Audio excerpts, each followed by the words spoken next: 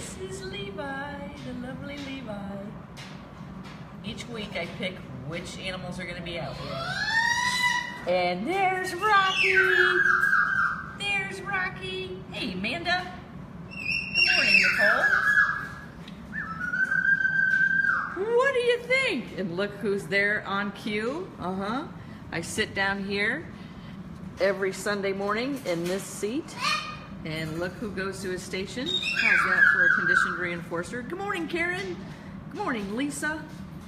There's Addison. The awesome Karen Pratt has just joined us. Hey, Doreen. Haven't seen you in a while. Hey, Eva.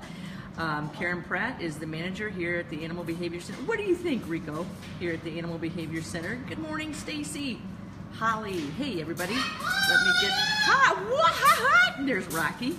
In the background, there's the awesome Ashley and Tracy. Let's turn this around. Morning, guys. Morning. Daphne, hey. Janet, Mano. Gosh, there's so many people coming in. I want to introduce everybody to everybody for those that don't know. Daphne is an awesome dog trainer joining us from the West Coast. Correct, Daphne? And there's Puppy. Good morning. There's Nancy from Nancy's Secret Garden in Key West. I saw, what? Hey, Felicia. I saw Mano join as well. Mano rehabilitates, no, she doesn't.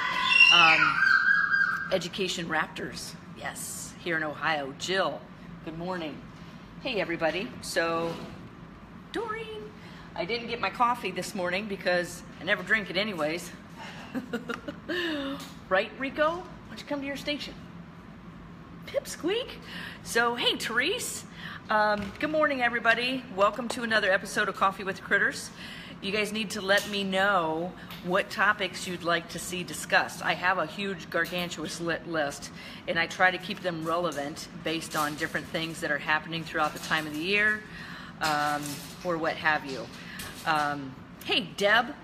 So, this morning's topic, so you want to work with animals. Where do we begin? Hey, Tiffany. Hey, Lynn. Good morning, everybody. And there's the awesome Deb Jones. Yay! Deb Jones is another awesome dog trainer joining us this morning. So, yeah, the followers here at the Animal Behavior Center during Coffee with the Critters, good morning, Susan, Susie, and Inga, are becoming vast. There's a behavior I like. Hi! And I'm going to reinforce the crap out of it. I'm going to smooch his face off. We're getting a lot of attention through people working in applied behavior analysis and working with all species of animals, including wildlife ambassadors, exotics, dogs, people, believe it or not. Anyways, I am not tethered to my microphone this morning, and that is on purpose. Hi! Because I'm getting ready to take you out to show you the awesome Willoughby. But before I get started, good morning, everybody. Before I get started, for those that don't know, my name is Lara Joseph, owner of the Animal Behavior Center, here with my co-host, Rico. Hi. We are an international educational center teaching people all over the world through our live streams, through our projects and our memberships about how to use, I'm never going to get my sentence finished, how to work with animals using applied behavior analysis and positive reinforcement. If you guys think I need my mic on, let me know. I'll attach it here in a minute. But before we get started, I wanted to dedicate this live stream to,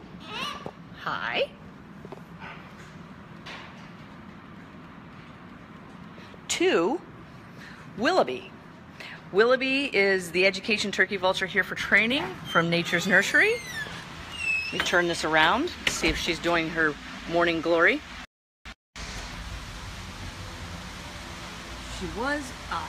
Man, I want to dedicate this to Willoughby, who is the education turkey vulture, and the reason I want to is because she turns 16 this month. So pay attention. We'll have some things dedicated to her in the very near future. There's Cello. He's getting ready to land on my camera. Anybody that watches our live streams and the memberships and projects knows what he's about to do. Anyways, Willie turned 16 this year. Yes, I've been working with Willoughby for over 8 years, and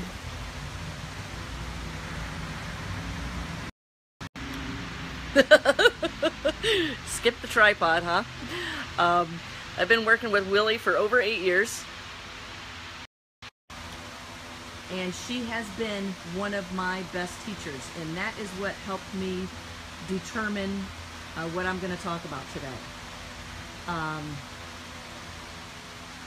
Willie has been one of my best teachers. Yes. Can you head back up there, sweetheart? Head back up there. There you go. Good job.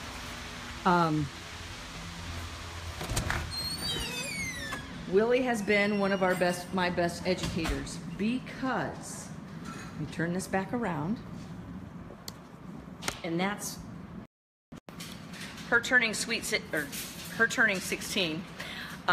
is what helped me determine what today's topic was going to be.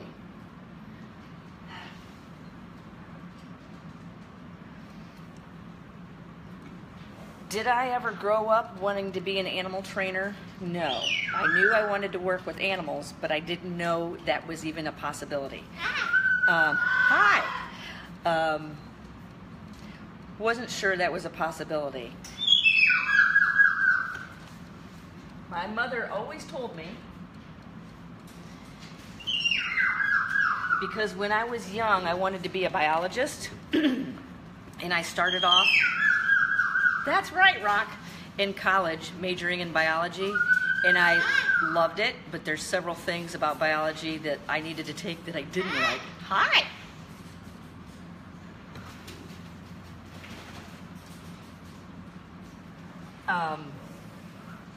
And I knew I wasn't going to go to school for more than 4 years. I was eager to get out and get working, and I didn't want to spend the rest of my life in school. Hi! But define school.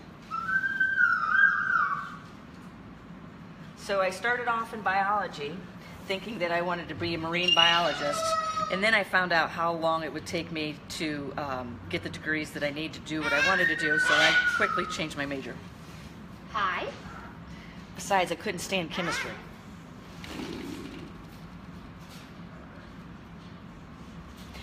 So, the path that I took, I pretty much created on the fly along the way. No pun intended. Hi. You're not going to let me sit, are you?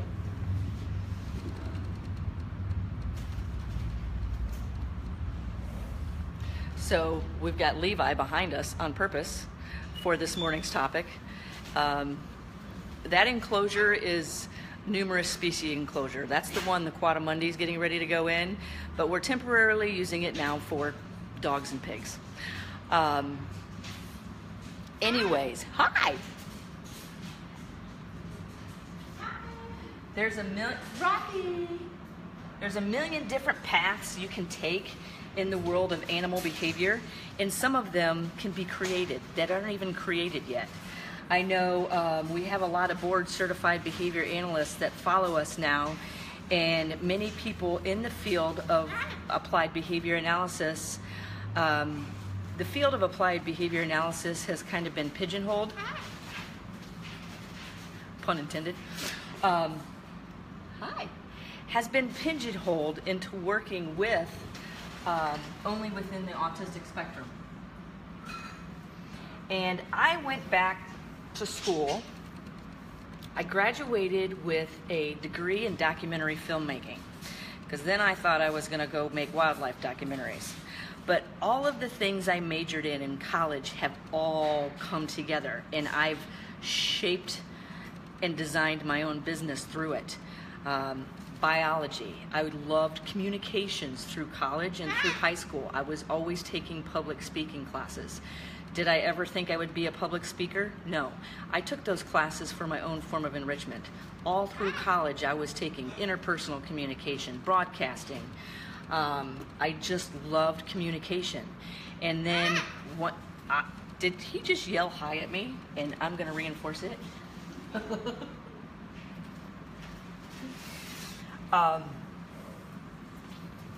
I loved like film editing. I did a lot of film editing. So I knew I was big into communications. Hi. I used to want to be a lot of things. A journalist, a photojournalist. I love to write. And the work we do here at the Animal Behavior Center is all of those that have come together. I've just taken all of my desires, all of my loves, and brought them all together, and I formed the Animal Behavior Center. Good morning, Sandy. Hi, Carol. Hi. Anyways, communications is what my true love is. And hi. Communications is what my true love is, and isn't that kind of fascinating how that is exactly what applied behavior analysis is, and training and behavior modification. It's all a form of communication. So I just wanted to give that little tidbit of my background, my experience. I ended up, hey Nancy, hey Diana, I ended up going back to school.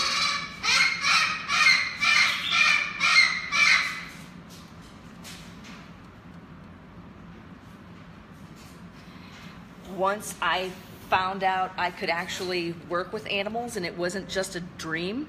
What am I giving? I'm giving partial almond slivers. Once I realized it wasn't a dream and I could actually seriously pursue this, and I was hell-bent on pursuing it. I got a deaf dog sniffing my butt. Hi, sweetheart. Hi.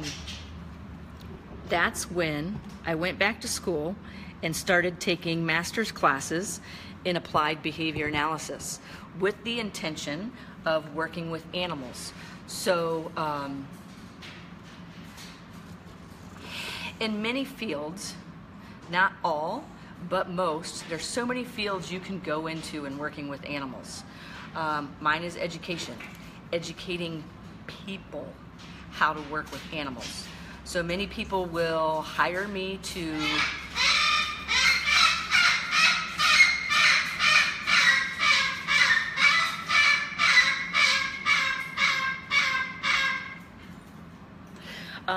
many people will hire me to,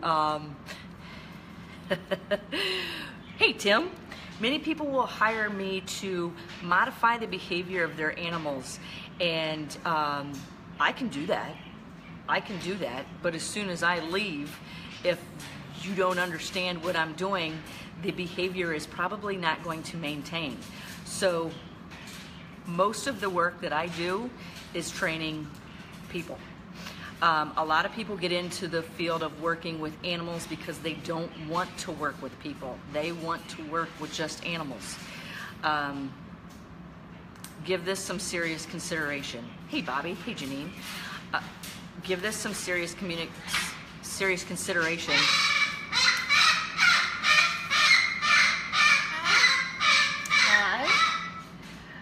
Because most of the work you're going to be doing is dealing with people. Tim, you just said something. You have given me so much knowledge. My blue and gold macaws are thankful I found you. Oh, that's good to hear. Thanks, Tim. Anyways,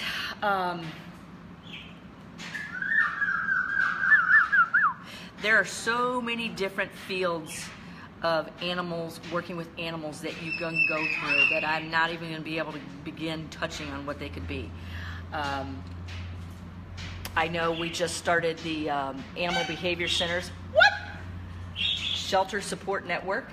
That is for people working in organizations that work with animals, such as veterinarians, shelters, rescues. We've got a lot of dog trainers in there. We've got some groomers in there. I saw one on here just a little bit ago. You know, there's the field of conservation. That's a big one. I'm involved in conservation, and a lot of people will come to us wanting to volunteer here or do a workshop or what did you just say?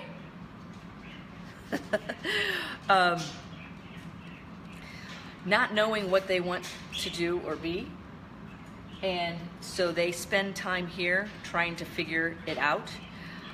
We've had a lot of vet students and vet techs come to us. We're getting ready to start some internship programs with a couple of different colleges. What? Most of the colleges that are contacting us for internships, what peekaboo, are, hey Pat, there's the awesome Patricia Anderson.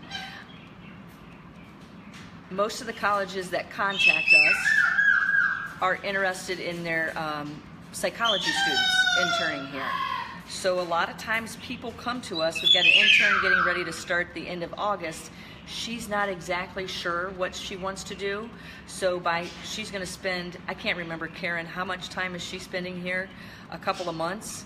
And then we've got another college starting with internships in January. And they can really get some hands-on work to figure out, they want to work with animals, but they're not sure. Good morning. Hey, Loretta. They're not sure. Well, they're going to get a really quick sample if this is up their alley. You know, there's another area, there's something I have on my resume as an enclosure consultant. I have a feeling it's going to get loud.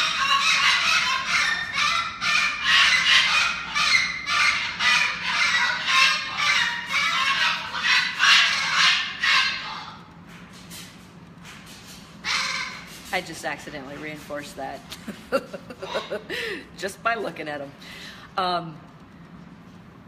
An enclosure consultant. Hey, Chambry. Maybe we go visit the pigs. Let's do that.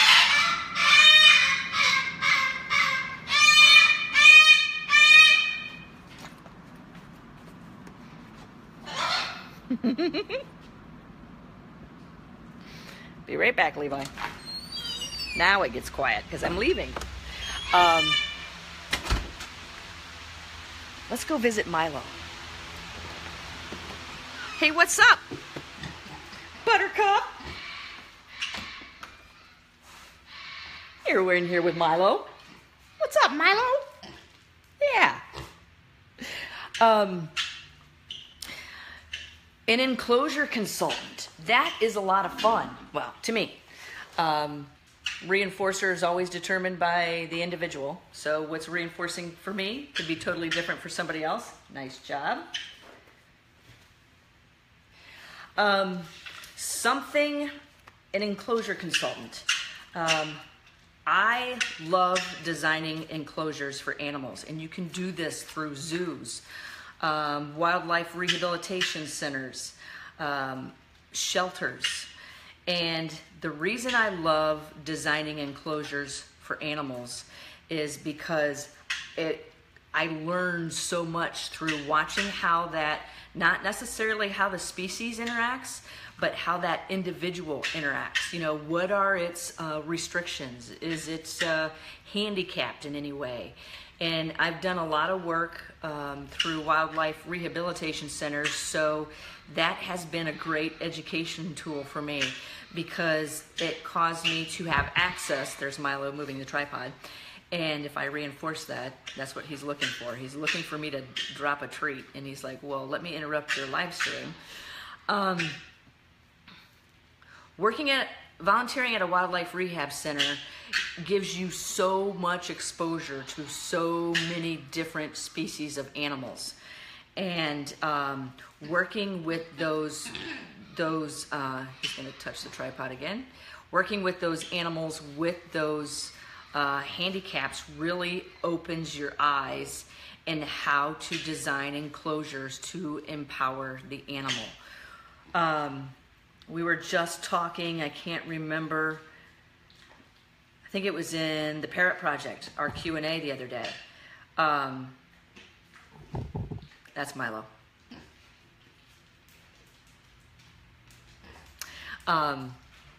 Working with fearful animals, and we were talking about, working with prey animals and how you approach an enclosure for an animal that is afraid of people. And I started with saying, give it a place to hide. Give it choices where it can go and hide from you as you positively reinforce the behavior you want to see increase. What do you think, Milo? So, I mean, that's one area. I know I talked about conservation, training, grooming, vet tech. What about the field of education? You don't even have to have a lot of hands-on work with animals, but you can still educate through the information you provide, the experience you have. I suggest doing a lot of volunteering. I'm gonna train MILO here in a second. Let's do some training and shaping. When you volunteer, it gives you a lot of experience on what fields you think you enjoy, and helps you really make up your mind. Let me give him something to do.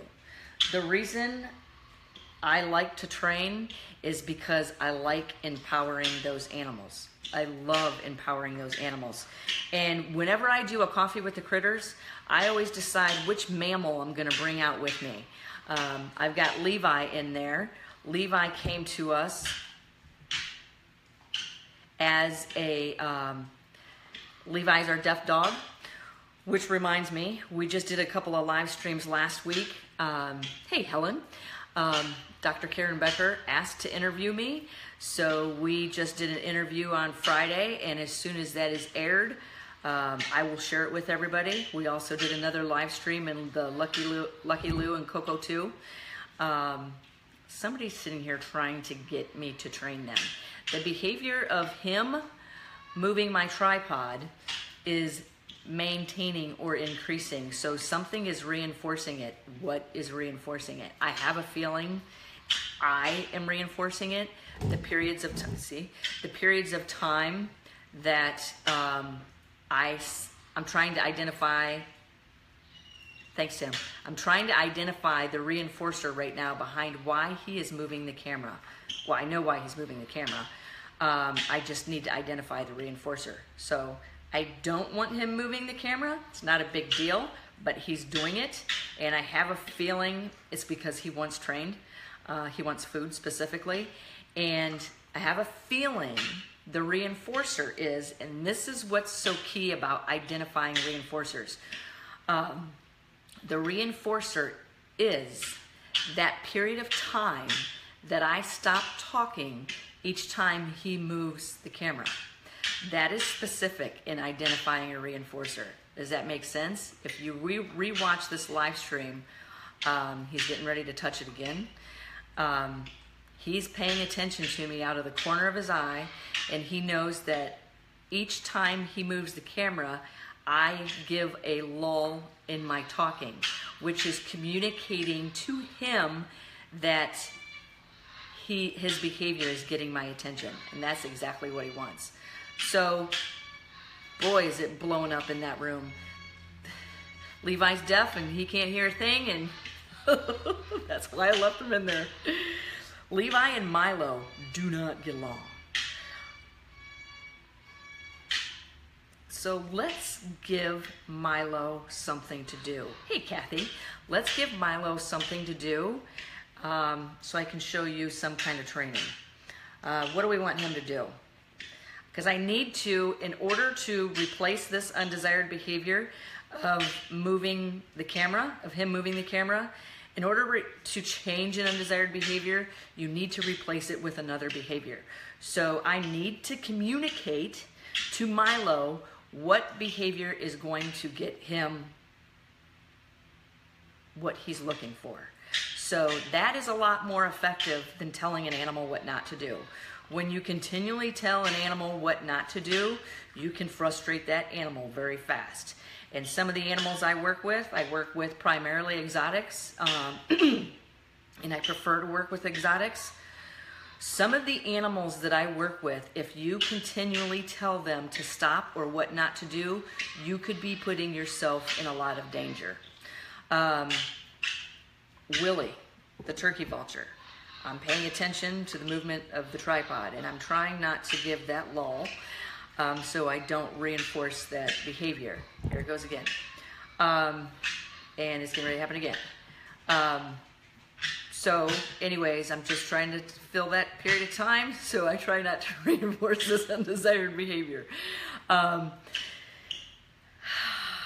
Yeah, so when I first started training Willie, if Willie's 16, I guess I started training her around 8 years old.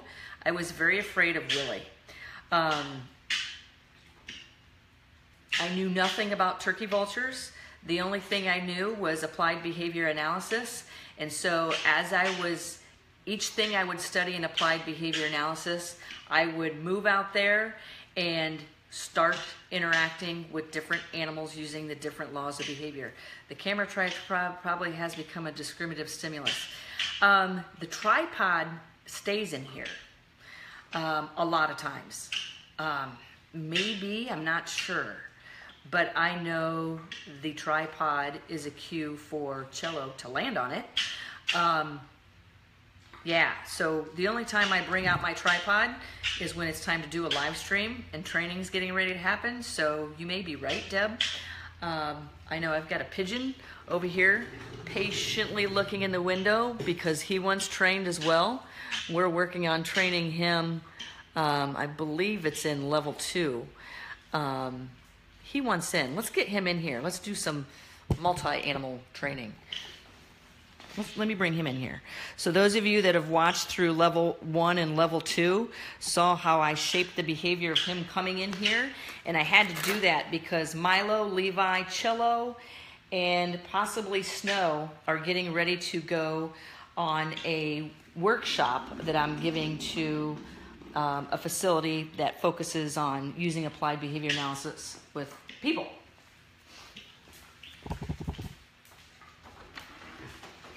So this is a behavior I've shaped with Cello. You want to come to me?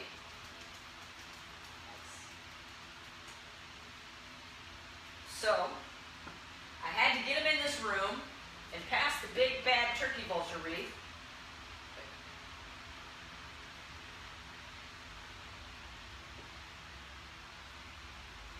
So this is a room he was afraid of or showed signs of not being comfortable in.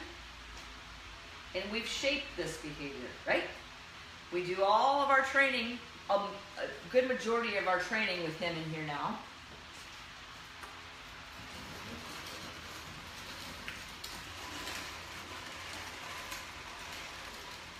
The pace at which I move that perch could be a punisher or a reinforcer for Cello. Good. Good, Milo.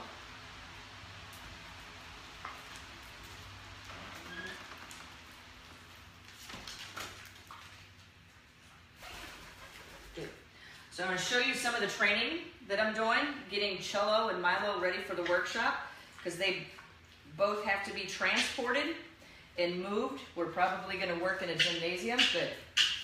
So what I'm doing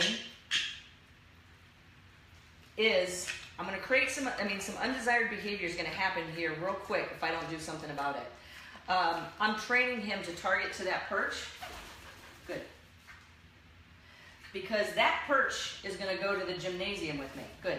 And if he has a long history of getting positive reinforcers on that perch, he's likely going to go there when he's in new locations, such as a gymnasium, different facilities. So let me show you what's happening. Milo goes to areas, good, goes to areas where I am training animals because he knows that I drop a lot of food reinforcers. I try my hardest not to. I drop a lot of food reinforcers so he knows free food happens good underneath where I'm training an animal. And we discussed this in level 2, I believe, where how I can actually poison the cue, meaning, good. I compare what I'm actually trying to train through positive reinforcement with an aversive. And how that happens, good. How that happens is Milo will go underneath this perch. Good. Milo will go underneath the perch and start moving it to see if he's missed any food. And that is pairing an aversive with what I'm trying to train Cello. So it can actually positively punish the behavior of Cello going to the perch. So Tim Sparks made a comment earlier about how that was smart. In order to replace a behavior, in order to change a behavior, you have to replace it with another. So let's give Milo something to do that tells him where to go.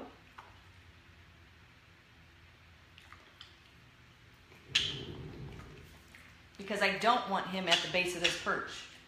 So where do we want him to go? This is something new. This is nothing new for Cello. This is not a new behavior, but because we're in a different room, you can come up here, I have to reshape that behavior. So if Cello's on my shoulder, at least I have 2 hands free to work. Anyways, I thought I'd just mix a little bit of training in here real quick because Cello, up here. So let's see if I can lure him. You want up here? Good. So now I'm targeting him to my shoulder. We did this 2 years ago for an event we had here. Good, Milo. Let me give Milo a place to go.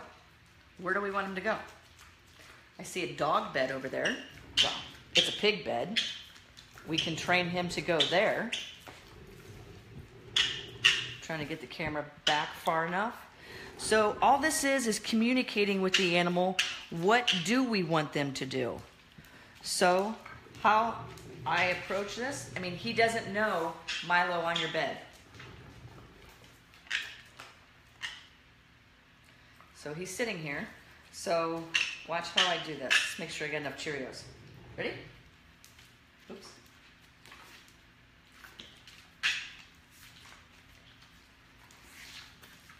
Set him up for success.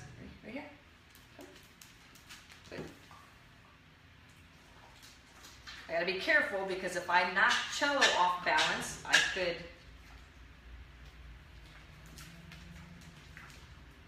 punish the behavior of him sitting on my shoulder.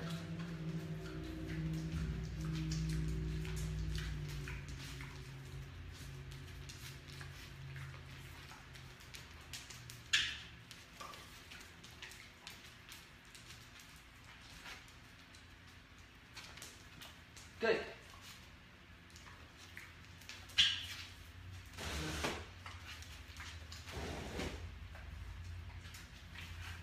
Okay, so he sees there's 4 Cheerios up there before he can even get off. Good.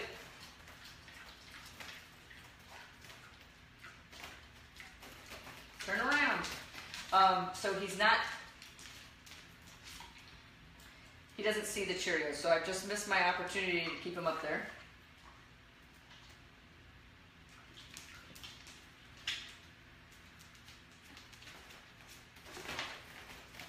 Before he gets off, good. So that time I tossed it where he could see it, good. Good. Good.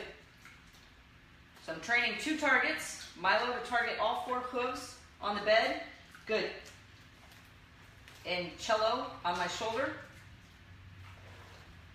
Good.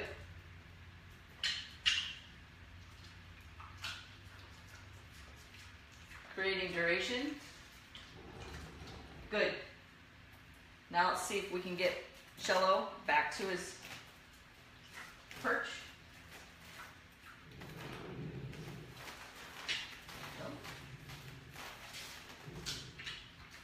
Good.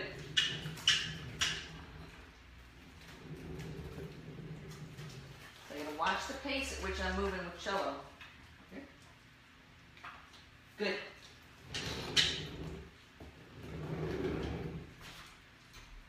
Good.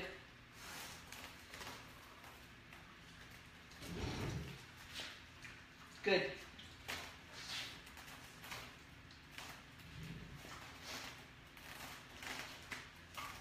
Good.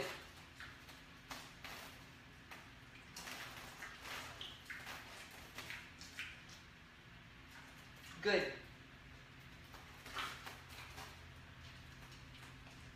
So now I want to keep Milo there. Good. While I train cello to fly to and from me.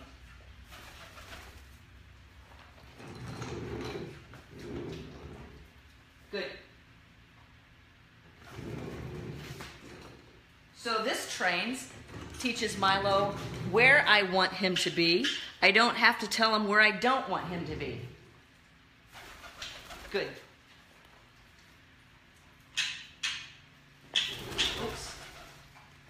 Let's try that again. Let's make sure I didn't punish that behavior.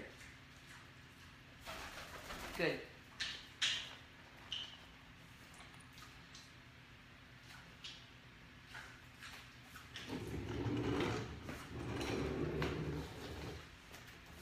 Good. So now I'm teaching him to fly back from a distance. Good.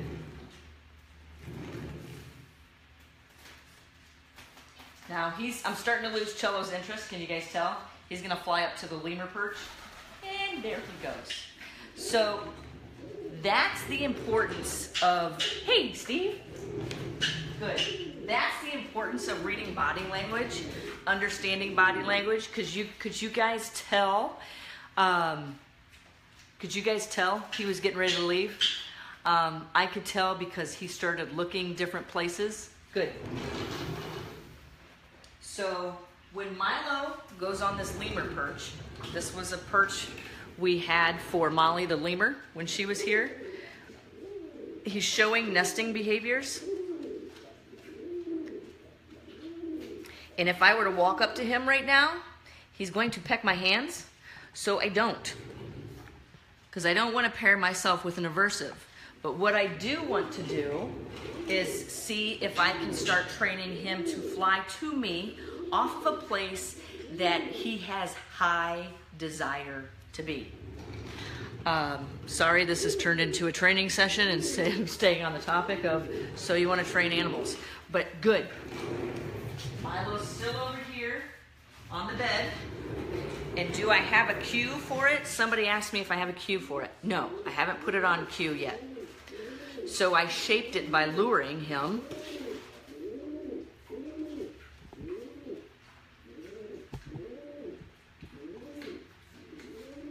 Good. And I'm creating duration.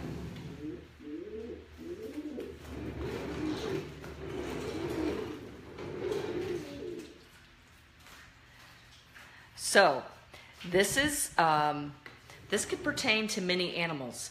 Animals that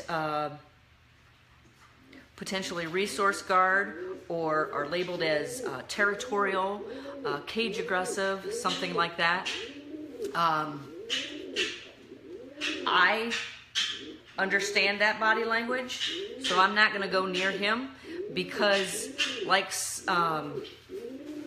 Skinner said, you must never deliver a reinforcer for an undesired behavior. Good luck with that. We do that all the time. I try to, pay attention to it to make sure I don't do it. But sometimes it happens unknowingly. Pat, you make me laugh. Look how the pigeon is dominating me. Yeah, Pat's being sarcastic and funny. Good. Improper timing of my bridge. Anyways, so I don't want to even teach undesired behavior to Cello. So he has satiated on the pine nuts. And that's the key in identifying different reinforcers and keeping your training sessions short. Mine lasted a pretty long time. I no longer have an effective positive reinforcer I can use at this moment to call Cello off of the lemur perch. Steve, you just said something. If you don't get that under control, Cello will run your life. And while Steve is on here, Steve has agreed to do a live stream with me next Sunday on Coffee with the Critters. I met Steve, last August? But I actually met you before that, Steve. I think it was when I was still doing my live streams on Periscope. I can't remember. But Steve, is I find him a fascinating person to talk to in the field of behavior and applied behavior analysis.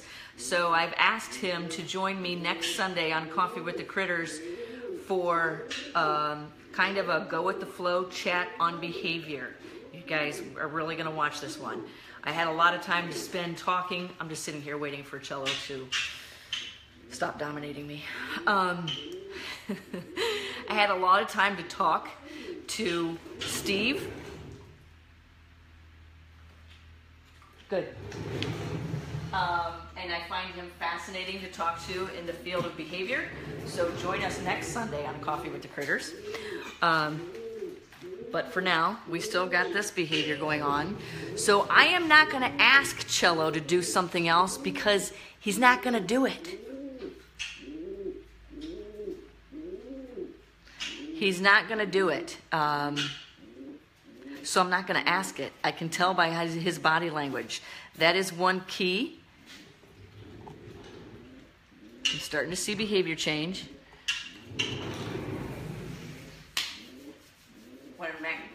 I wanted to make sure he didn't see that as my bridge. Good. So let's try this.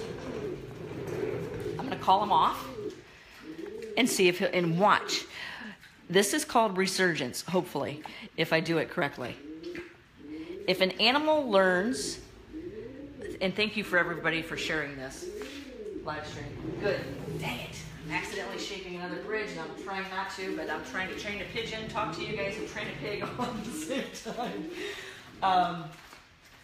Resurgence is when an animal, darn it, good. I don't want them coming off yet.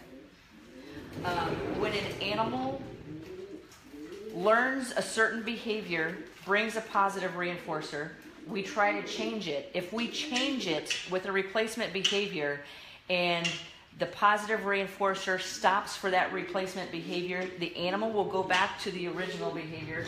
Good. Something I did again that previously brought positive reinforcers to that animal. So for that animal. Milo, come.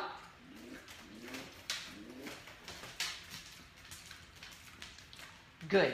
Now I'm going to intentionally ignore him and hopefully prove my point. I'm going to ignore him right now. And he's probably going to go back to the bed because it's something in his history now that has brought a positive reinforcer.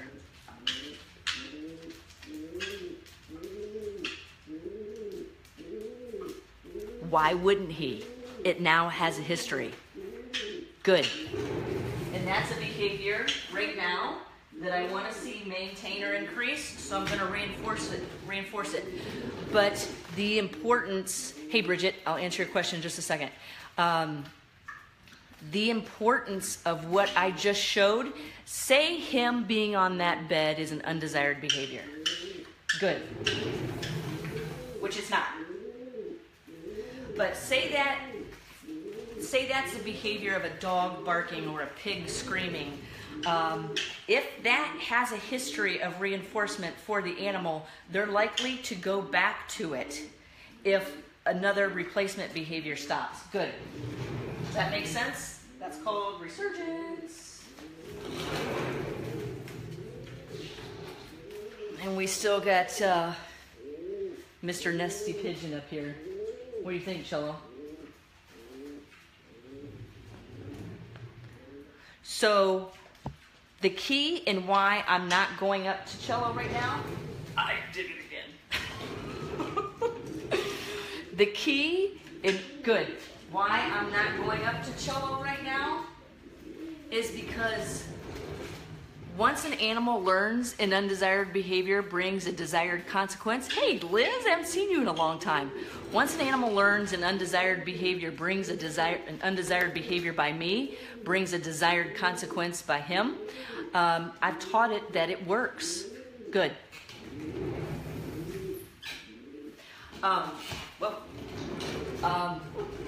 So once we learn, this is why you'll hear me say, this is my point.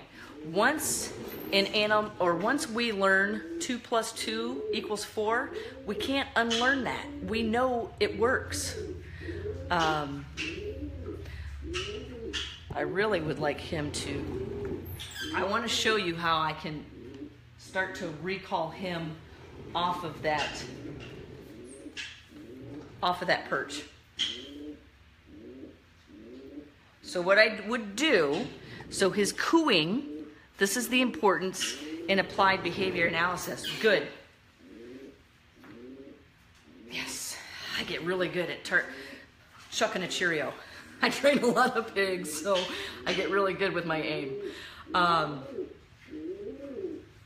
This is the importance of paying attention to behavior using applied behavior analysis. Is the behavior of him cooing maintaining or increasing? Is it starting to decrease? How many times is it happening over a period of a minute, 2 minutes? When you're really specific, good.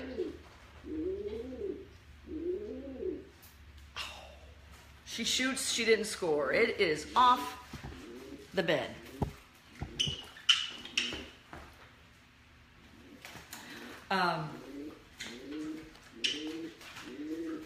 When we're really specific with behavior and identifying, hey Caitlin, hey Sandy, in terms, then we can be specific with behavior change and more successful. This is how I'm going to take a look. I'm going to pay close attention to body language. Nope, not going there. So he just, but he's starting to go. Yeah, not ready, not happening. So anyways, the reason I got into this field of work, I enjoy being with animals long term. I want to keep my good. Yes. I want to keep my relationship with animals. I like that long-term relationship. I don't necessarily want to see animals coming and animals going. Animals coming and animals going. Even though I do enjoy working with them, I would like to build a longer, sustainable relationship with them. That's why I have chosen to go into the field of work that I have gone into instead of maybe like veterinary work. Boom!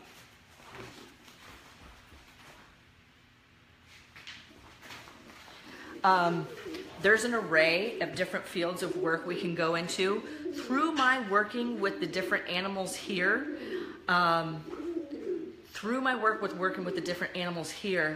I am more heavily involved in conservation because I have such a love and respect and understanding for different species of animals. I served on the board for Nature's Nursery for 3 years. I'm on the advisory board for the Indonesian Parrot Project. I'm also on the board for All Species Consulting. I do a lot of writing. I write for Deaf Dogs Rocks once in a while. Good. I write for the Pet Professional Guild. Pay attention to AFA's Watchbird. Good. You're going to see me start writing for them more frequently as well. I love to write. I am a very passionate person. Yes, I cry. Yes, I laugh. And I do that really well, I think, through my writing. I love to sit down and write. I rarely have the time to do it because I'm always training. Milo, come.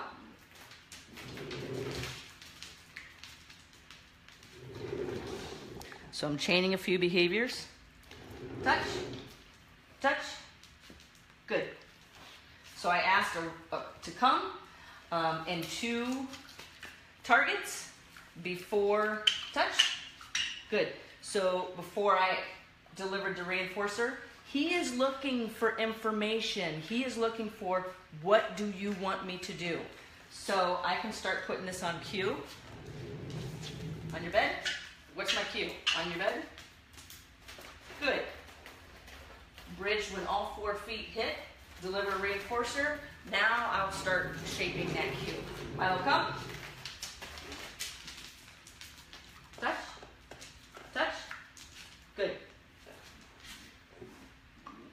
So let's see if I can start getting him to go on your bed. Right now I'm prompting him.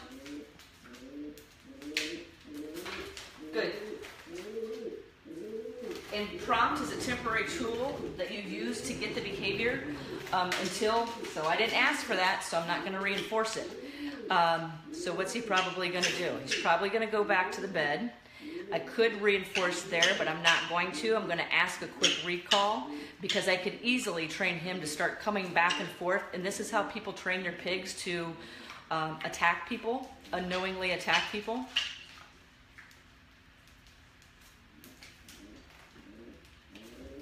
That's a big step.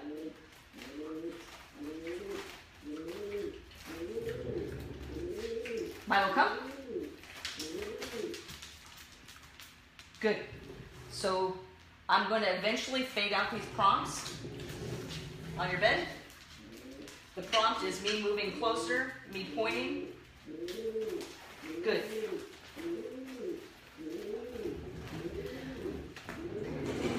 And I think we're done working with Jello for the day. I didn't ask that behavior.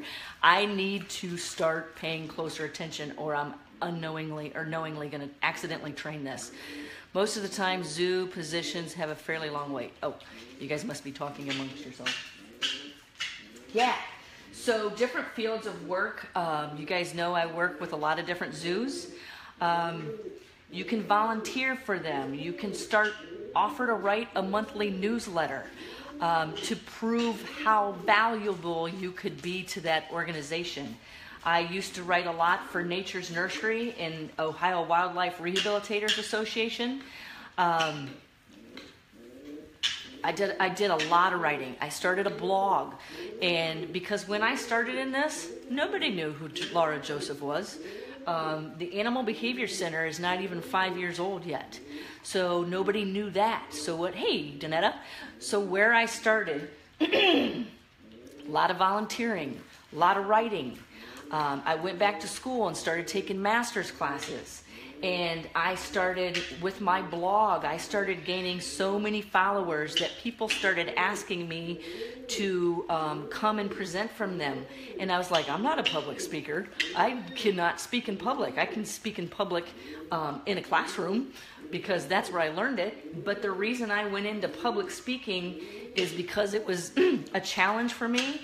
Speaking publicly was a huge fear for me. So that was a way for me to say, we're going to get over this fear. And I completely flooded myself.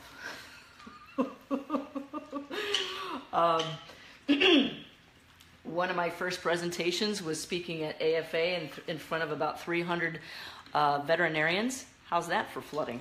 Flooding is when you show an animal a feared object with no opportunity to escape.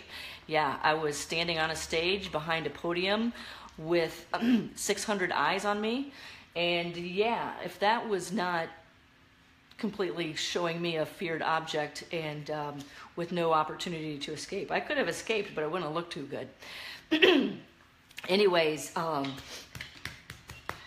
nice piggy. So I want Milo staying right here. So all I'm doing is petting his back. So my reinforcers have changed. And not only am I petting his back, it's where am I petting him. So that's how specific you need to be with your reinforcers.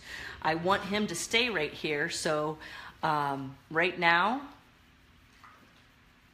pigs always love food, but they can be such loving, compassionate animals as well, which does them a lot of injustice because having a pig is totally different than having a dog.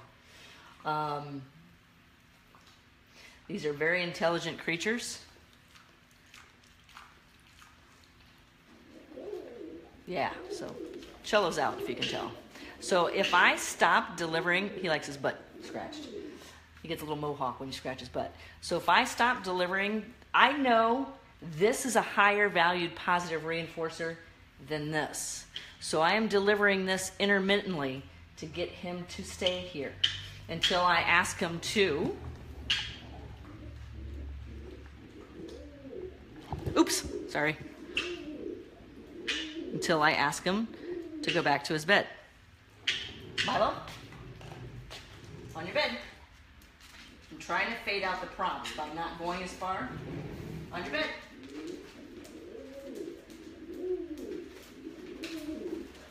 Good.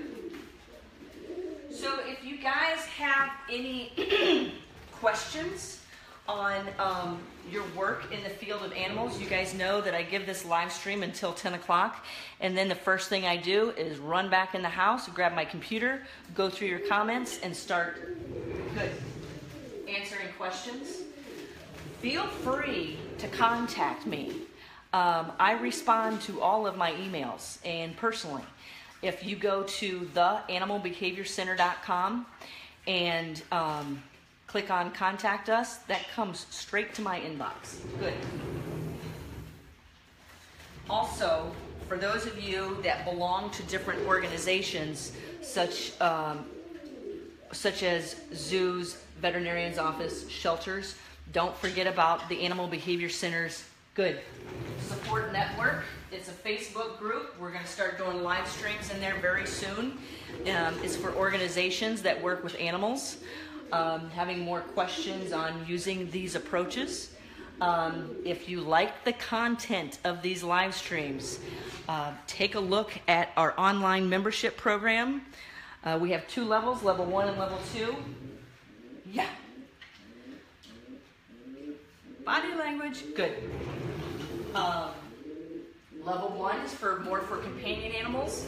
Level 2 is more for people who do work with zoos, wildlife rehab centers, a lot of trainers in there, or people who want more intense work. Good. We also have the projects. The pig project and the parrot project are flourishing right now. We also have the deaf dog project and the snow project. So that's where we do weekly live streams, where I go much more in detail on training different behaviors, grooming and husbandry behaviors, preparing your animal for the medical exams. Good. Working with numerous animals, working with different species of animals, working with animals all at the same time, modifying behavior. We have monthly Q&As and we do online consultations. We have a wolf dog getting ready to come in for training. So we will be live streaming those training sessions through our membership program. Somebody, oops, we'll see, might be ready.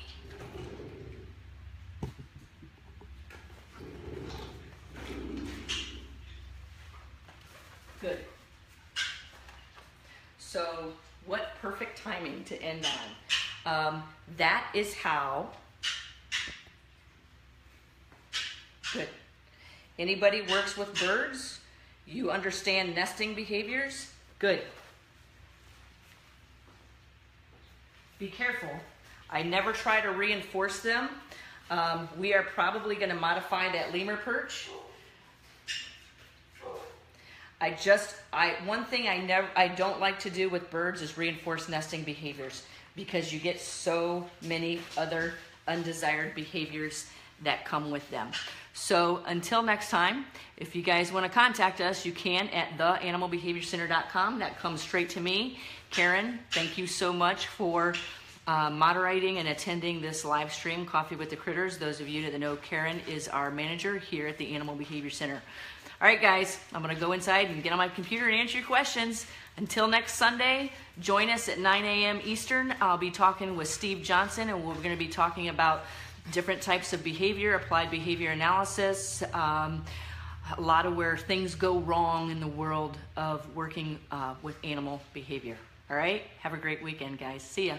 Thanks, Cello. You rock. Thanks, Milo. He's like, here I come. See you guys.